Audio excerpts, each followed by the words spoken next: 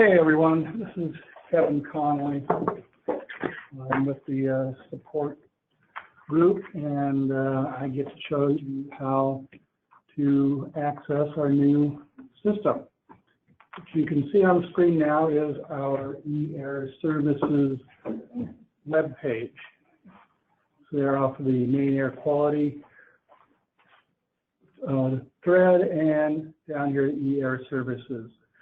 As Marnie indicated, you can go to the icon or the link here to access the system. And then we have these what are called accordion files, accordion pages that have information. So this is the first one, which is background information. What information is available, and a lot of that is what Marnie just went over. On the management side of the system, we have the getting or change of access with the system, and this is where we identify responsible officials or changes to your status if you don't want to be a user of the system anymore. There's a deactivation request form. And if you have a new facility or you need to process a name change due to an ownership change, we have this form here to download and send in to us on what changes need to be made. And then here at the bottom are what instructions are available. And this is where you will want to go when you get done with the webinar and want to get started in EASYair. And we have registration instructions for preparers, consultants, responsible officials. And then for responsible officials, how to manage your preparers and consultants. And then we have a draft user guide that goes through the entire system. So let's go ahead and head to the EASYair. And we have the, yeah, there we go. Had to find the right location where I wanted to be. And let's take Marnie's information out. Okay. Are you able to zoom in your screen? Some can't make it out very well. Yeah, hopefully that's better. Here, have the PowerPoint available. Yeah. There we go. Of course, Marnie has it there, and finally, I'm ready to go. All right, accessing the system. Here's the landing page, default first page, and you'll see that we have a notice that if you have a Slice account, your email account was migrated from Slice to EASYair, so you do have an account. Now remember, your username in Slice was your email address. Your Slice password was not migrated, so you will need to set up a password in EASYair. And what you'll do is you will click on the Forgot Your Login username or password link over on the right, and follow the directions, and you'll have a temporary password emailed to you. Now, if you do not have a Slice account, you'll want to click on Create a New Account. Also, for your convenience, if you decided that you don't want to use EASYair anymore, we also have the link to the deactivation form at the bottom of the screen. All right, so for us to get started today, we're going to go ahead and register a new account.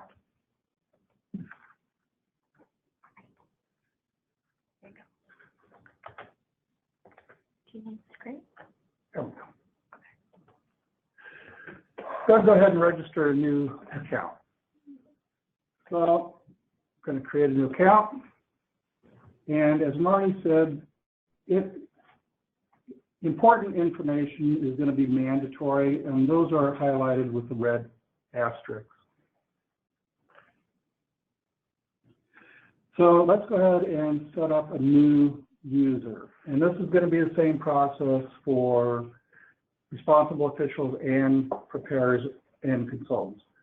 Now you might realize that we only have 2 user account types. In Slice, we had multiple user account types. We have a responsible official, an administrator, and editors and viewers. Being an off-the-shelf system, there are limitations as to what we were able to get in. In this case, this software product only had 2 user roles available to us. So we decided to go with responsible officials and preparers. So let's go ahead and put in a new user, Daniel Generic. Now you can see the username was pre-populated using a combination of your first name and last name. You can leave it like that, or if you want this to be consistent with your Slice account, we would go ahead and use your email address. So let's go ahead and do that. Generic 123 app.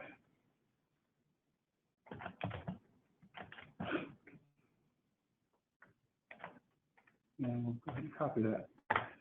All right, so Daniel Generic, he works with a company called EASYair Generic, and of course his job position is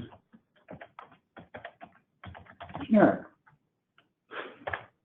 He's located at 1234 Generic Drive, and I'm going to put him in Lone Tree. And their zip code is 52755. He's got a generic phone number. And finally, if you want text messages sent to you, you can click the box and select a mobile provider. If we don't have your mobile provider on here, until we do, you won't be able to get text messages. So here's Mr. Generic's email address. If any of the information that I put in does not meet the criteria for the field, you will get an error when you try to leave the page. And we'll show you that later on. Now here we go with the 2 types of user roles. And I want to just flip back to the presentation for a second.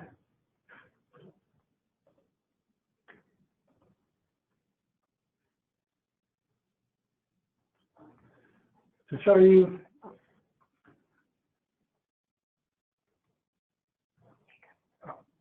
sorry. Okay, sent you all away. These are the account types, the responsible official and the preparer. Responsible officials are the only ones that can submit an application. Just like in Slice, only the responsible official can send in and submit your inventory. That's done by use of a PIN, which is generated here during the login process, and a set of security questions. Preparer can do these sorts of tasks, these privileges, and the responsible official have the same privileges, plus the ability to certify and submit and manage preparers and consultants.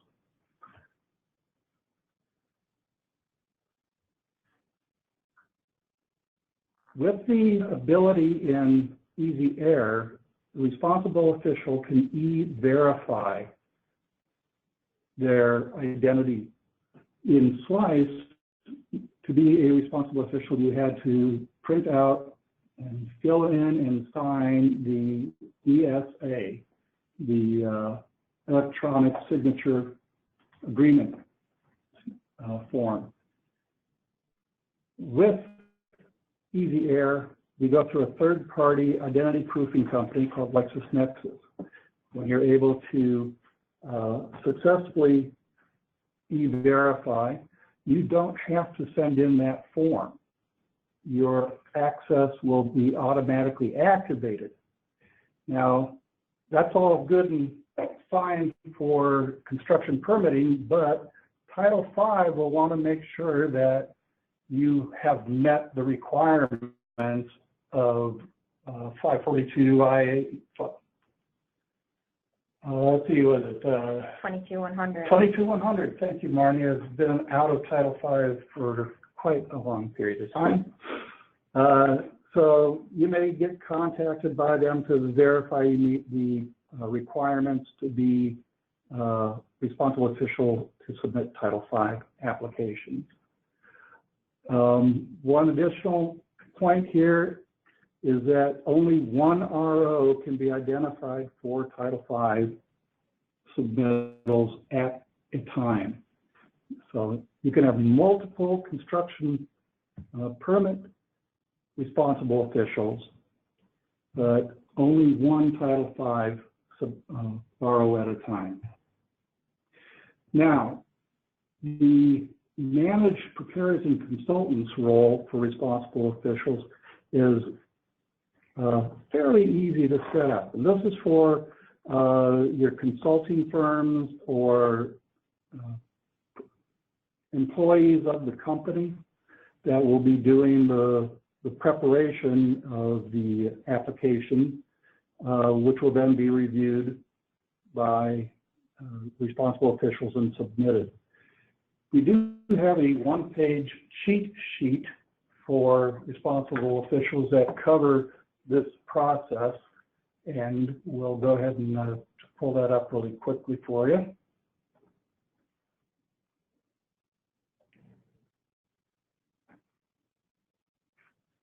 All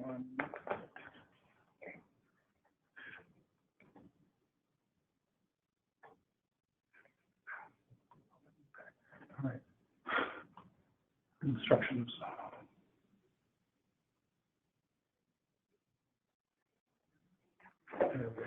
So this is Marnie. We'll ask you just to bear with us a little bit. We have 7 people in a tiny conference room, and we're kind of musical chairing to put this show on. So there might be a little hiccup here and there.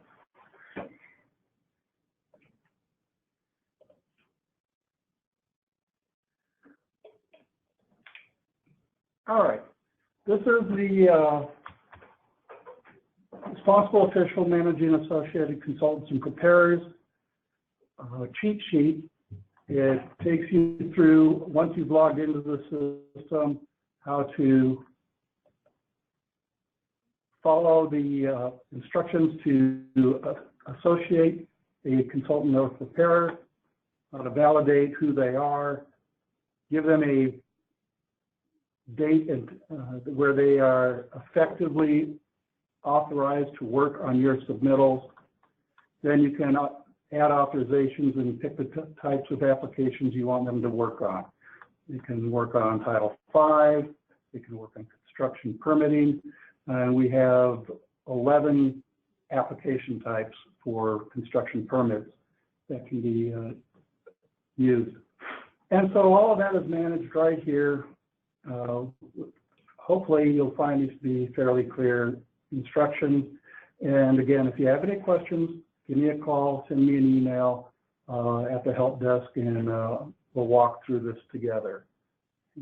And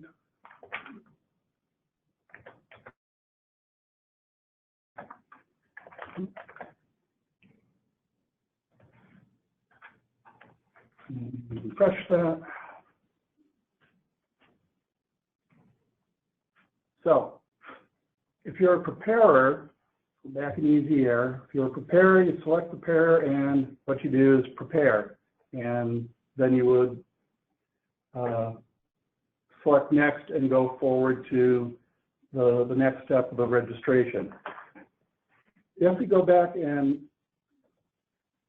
change the account group to a responsible official, you'll see that now they can be, the person can be, in this case, Dan Generic, can be a responsible official for construction application types and Title V application type. Once you've selected your submittal group that you want, you do have a link here to the facility name, facility number, and name change form. So you search for your facility, and you get no returns. Think facility number 01-00999, which doesn't exist. No facility found. You would then go ahead and fill out this form and request a new facility number for a new facility. If, however, you have a plant that exists,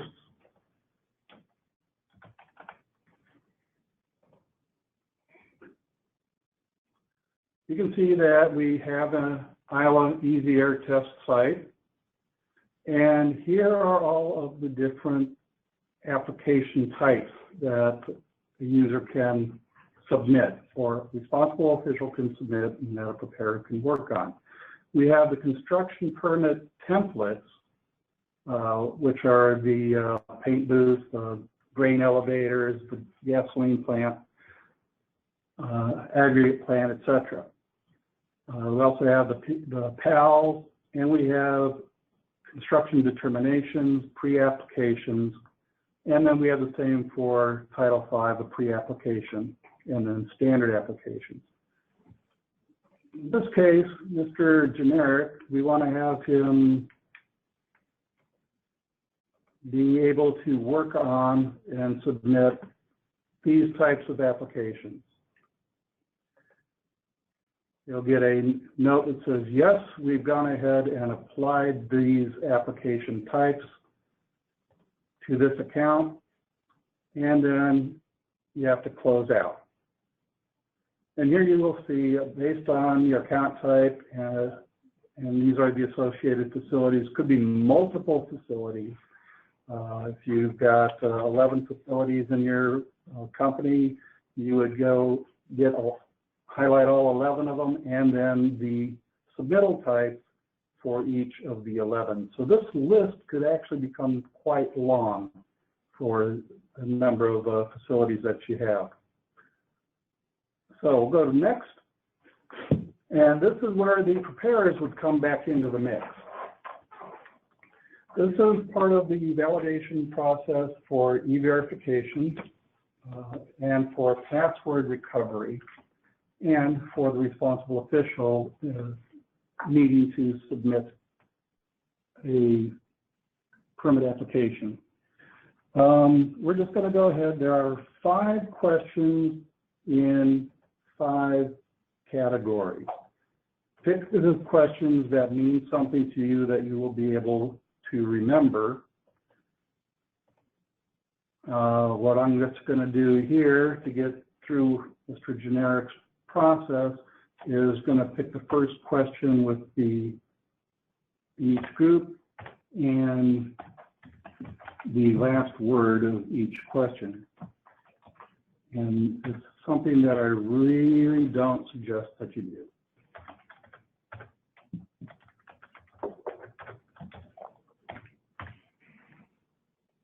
And these are, remember, these will be case sensitive.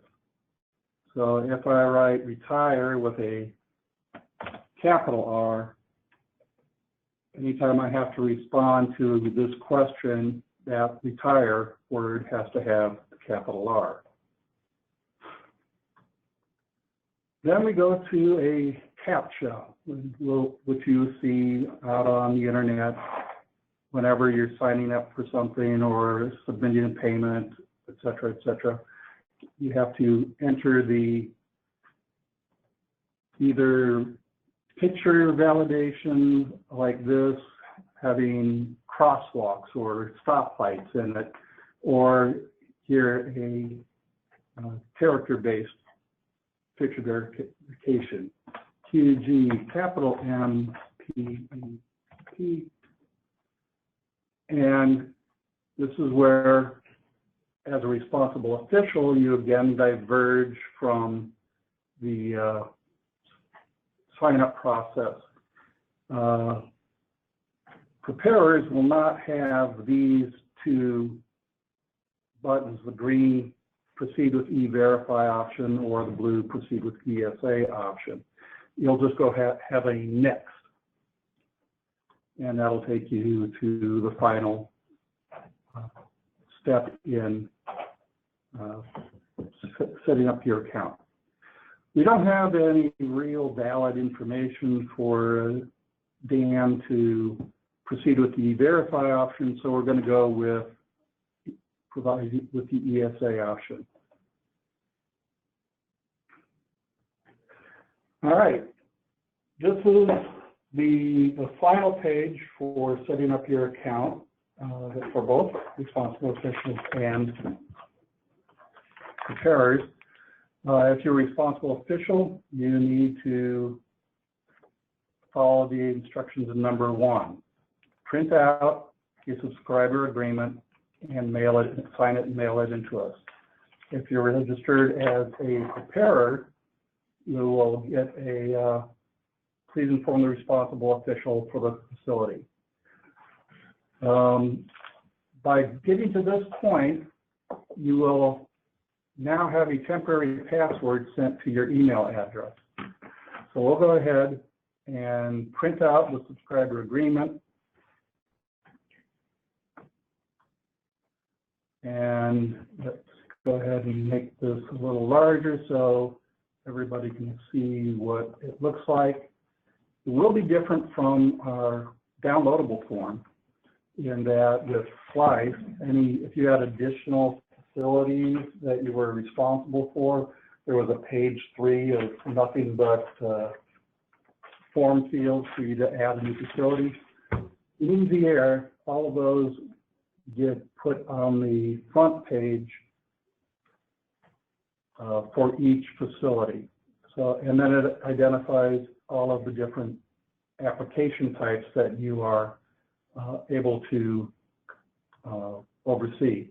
You would then go through, sign it, date it, and mail it into us just as you do now with the Slice ESA. So you will then now go back to the login and check our email for temporary password.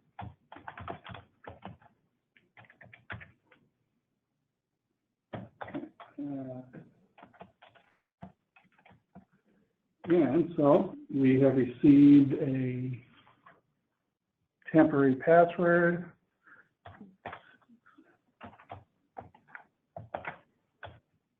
And see if I've typed everything in correctly.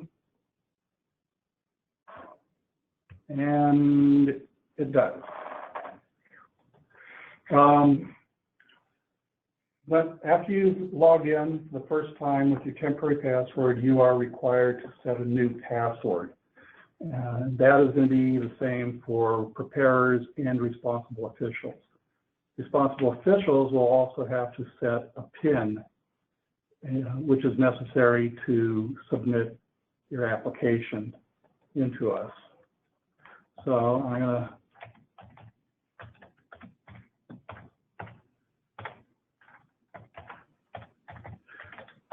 complete this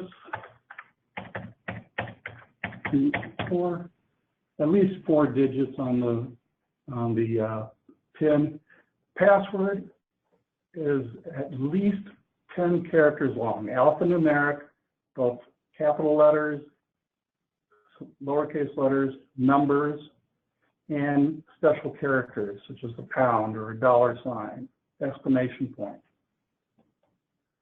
If everything passes, then I should be brought to my dashboard. And I need to get this out of the way. Hang on a second. Dashboard. Oh.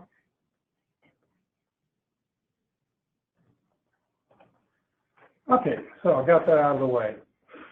On the dashboard, once you log in, you land here, and it tells you whether what you can do and what you have upcoming.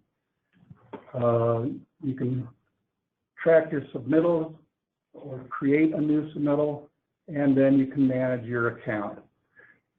Basic information, if you need to make changes to that, it's done here.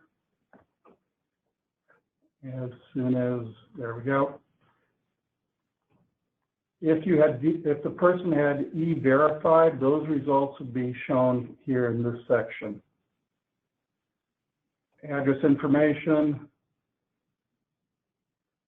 associated facilities.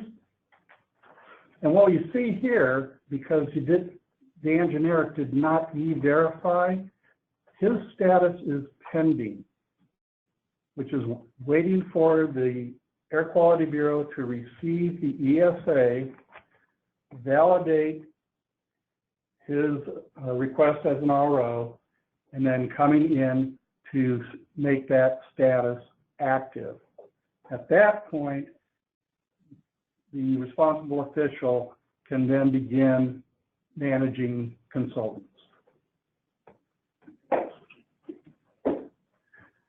And Jason's going to switch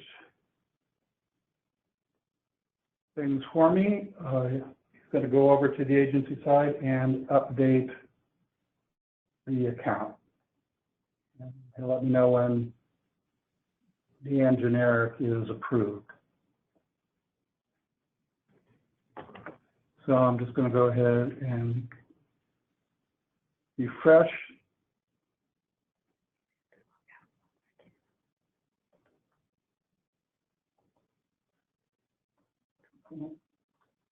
Yep.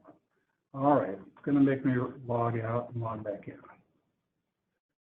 But luckily we can do that.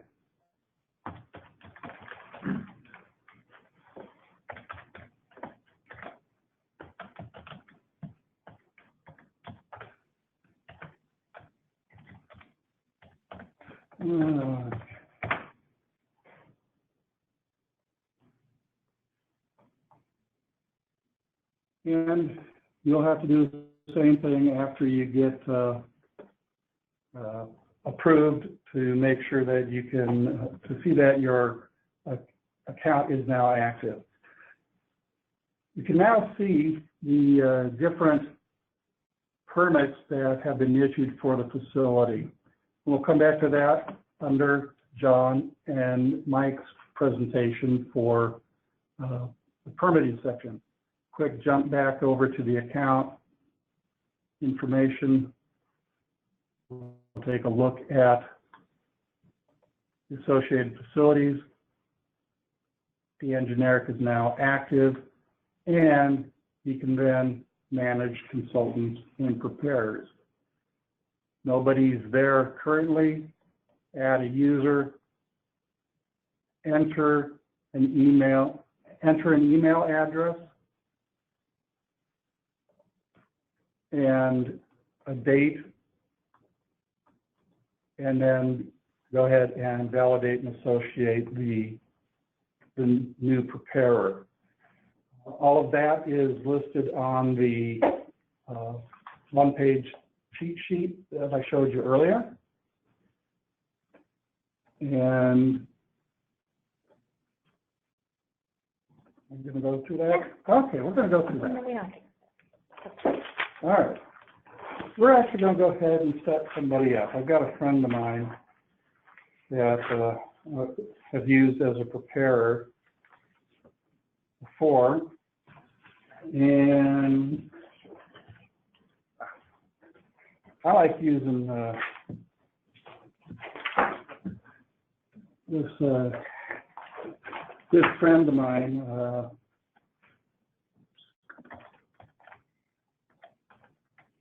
Shady at iowadnr.gov,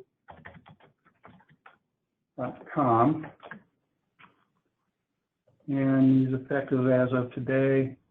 Validate and associate. Oh, too many O's in Ruby.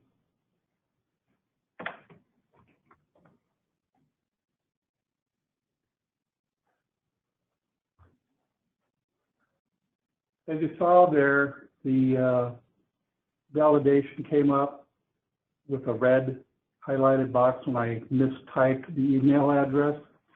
That's part of the validation system throughout the program. So we have Norval Rogers, Shaggy at rubydoo.com.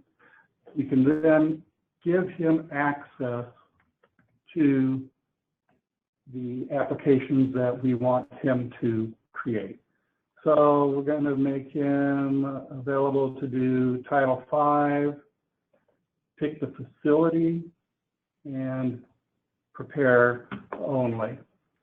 We'll also let him do concrete batch plants. Maybe I want somebody else to do the grain elevator. So I can assign different preparers and consultants to prepare different types of applications. And so one responsible official can have multiple preparers working for them. Conversely, a consultant or preparer can work for many companies and many responsible officials. So it's very flexible in allowing you, the end user, access to produce the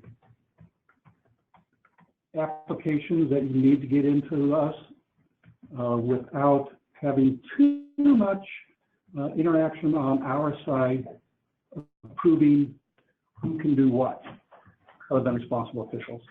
So we're going to go ahead and, oh, I didn't tell him you could prepare a concrete batch plant. Okay, now we see that Shaggy has access to these three submittal types, and go back to the consultant list, and we have our consultant here starting today, and he is able to do these permit applications, prepare them for me until I put in an expiration date.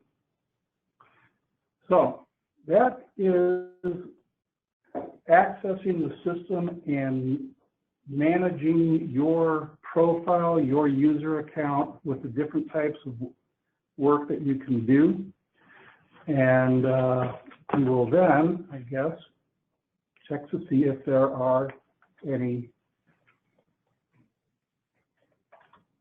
questions. There are a couple of questions right now. A couple of questions. Let's see here. Valerie had the question of, could you select all in case you need it in the future, or can it be changed at that time for when choosing what forms the RO will fill out? Yes, you can select all, and then you will have 15 records for each facility that you select all for. So if you've got 3 plants and you select all for all 3 of them, now you have 45 records that you need to manage. So my suggestion is select the ones that are applicable to you and your company. But if you need more, yes, you can select them now, or you can add them later. And if there are types that you don't want to submit anymore, you can then unselect those at a later date as well. Okay. Let's see, David has a question, comment here. It says, I don't have the manage a consultant in my drop-down menu under my account tab. Are you set up as a responsible official? The question was from David that you didn't have the manage preparers and consultants link on the left-hand side of your screen. And my question back was, are you listed as a responsible official? And he's not sure. David, I'm going to unmute you if you have a microphone. Hello. Hey, David. Hi. Hi. So I don't, excuse me, I got I'm losing my voice. I don't know if I'm on RO or not.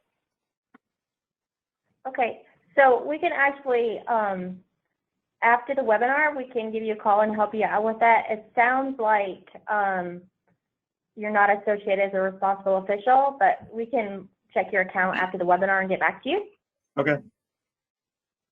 Thank you. All right, great. Let's see, one more question here. From Tambra. Says, if we have current construction permits submitted before December 5th, will they go into EASYAir? They haven't been issued yet. So if you submitted a paper application before December 5th, it will go into EASYAir when the permit is issued. If you submit a paper application after December 5th, it will be entered as soon as possible before it goes to an engineer. I just want to point out one other thing on the screen here is these, can you see the screen right now? This is what I mentioned earlier. When you log into your facility, if you have construction permits, there'll be a list of all your historical construction permits with these icons. And it says, click the icon to print your permit. We have not uploaded all those permits, so if you click the icon to print it, nothing will happen. But by the end of January, those should be uploaded. Do we have any more questions? Not yet. Okay.